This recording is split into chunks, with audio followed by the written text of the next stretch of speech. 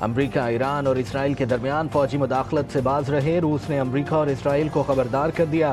روسی صدر Vladimir Putin نے امریکہ کو سخت انتباہ دیتے ہوئے کہا کہ اسرائیل ایران کے شہر بوشہر میں واقع نیوکلیئر تنصیبات پر فضائی حملے فوری طور پر بند کرے۔ نیوکلیئر تنصیبات پر روسی ماہرین ایران کے ایٹمی توانائی کے منصوبوں پر کام کر رہے ہیں۔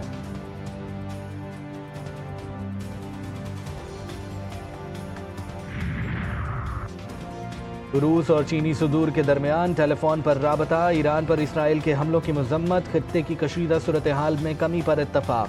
کہا اسرائیلی اقدامات اقوام متحدہ کے چارٹر کی خلاف ورزی ہیں۔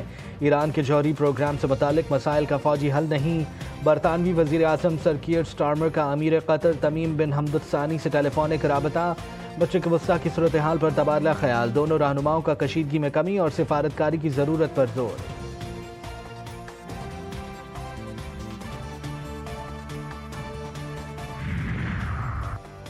برطانوی وزیر اعظم کی امریکی صدر سے دماغ ٹھنڈا رکھنے کی اپیل، ٹرمپ سے ایران پر حملہ نہ کرنے کا بھی مطالبہ، جوہری تنصیبات کو نشانہ نہ بنانے پر بھی زور۔ کیئر سٹارمر نے خدشہ ظاہر کیا کہ اگر ایسا کیا گیا تو اسرائیل کے ساتھ جنگ مشرق وسطیٰ سے آگے بڑھ سکتی ہے۔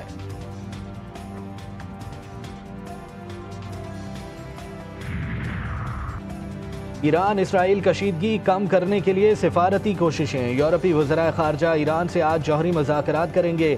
غیر ملکی میڈیا کے مطابق جرمنی، فرانس اور برطانیہ کے وزراء خارجہ ایرانی ہم منصب سے ملاقات کریں گے۔ مذاکرات جنیوا میں جرمن قونصل خانے میں ہوں گے۔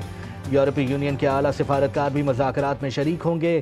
اسرائیل ایران جنگ پر اقوام متحدہ کی سلامتی کونسل کا اجلاس بھی آج ہوگا۔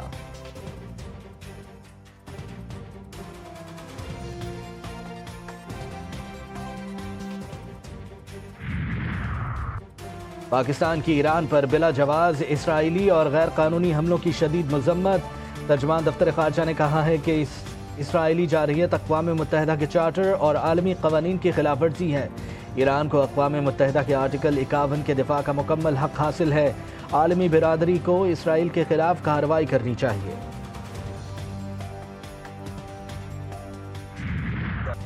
ایران پر حملے کی باتیں اور بڑکے مارنے والے ایرانی میزائل کی آواز سنتے ہی دوڑنے لگے۔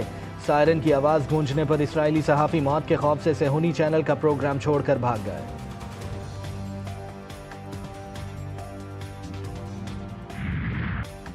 اسرائیل کے شہری اپنی ہی فوج کے خلاف چڑھ دوڑے۔ تل ابیب میں اسرائیلی آباد کار اسرائیلی ڈیفنس فورس پر چیختے رہے۔ اسرائیلی شہریوں کا کہنا ہے کہ یہ سب آپ کی وجہ سے ہوا ہے۔ کس نے آپ کو ایران پر حملہ کرنے کا کہا تھا؟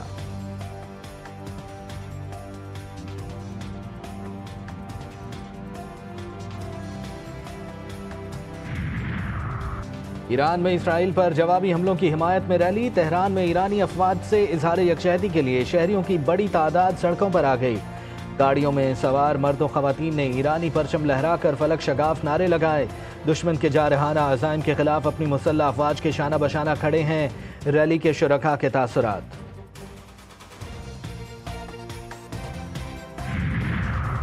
فیلڈ مارشل عاصم منیر اور امریکی صدر ٹرمپ کی 2 گھنٹے طویل نشست، کیبنٹ روم میں ظہرانے میں شرکت، پاک امریکہ تعلقات، انسداد دہشت گردی اور خطے میں امن کے قیام پر گفتگو۔ ISPR کے مطابق فیلڈ مارشل نے بھارت کے ساتھ جنگ بندی میں معاونت پر صدر ٹرمپ کا شکریہ ادا کیا۔ امریکی صدر نے قیام امن اور دہشت گردی کے خلاف کوششوں پر خراج تحسین پیش کیا۔ ملاقات میں ایران اسرائیل تنازع، تجارتی تعاون، مصنوعی ذہانت، توانائی، کرپٹو کرنسی اور مائننگ سیکٹرز پر تعاون بڑھانے پر اتفاق۔ صدر ٹرمپ کو پاکستان کے دورے کی باضابطہ دعوت بھی دی گئی۔ فیلڈ مارشل عاصم منیر نے ظہرانے کے بعد اوول آفس کا دورہ بھی کیا۔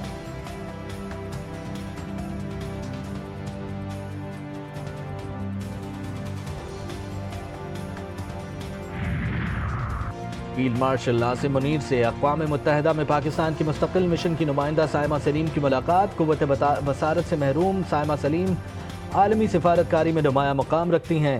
ISPR کے مطابق فیلڈ مارشل عاصم منیر نے سائمہ سلیم کی ذہانت، عزم اور کاوشوں کو سراہا۔ فیلڈ مارشل عاصم منیر نے کہا کہ سائمہ سلیم قومی عزم اور حوصلے کی علامت ہیں۔ پاک فوج معذور افراد کو بااختیار بنانے کے لیے پرعزم ہے۔